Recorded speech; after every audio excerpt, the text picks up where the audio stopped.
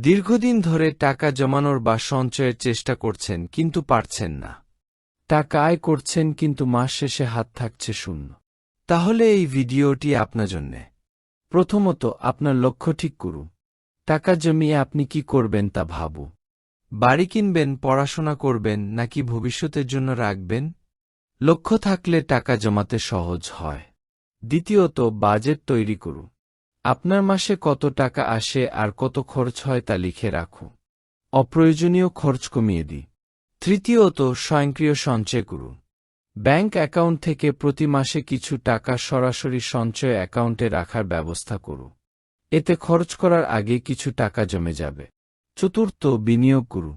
টাকা শুধু জমিয়ে রাখলে মূল্য কমে যেতে পারে। শেয়ার বাজার, মিউচুয়াল ফান্ড বা অন্য কোথাও বিনিয়োগ করুন। পঞ্চমত, ছোট খরচগুলো কমান।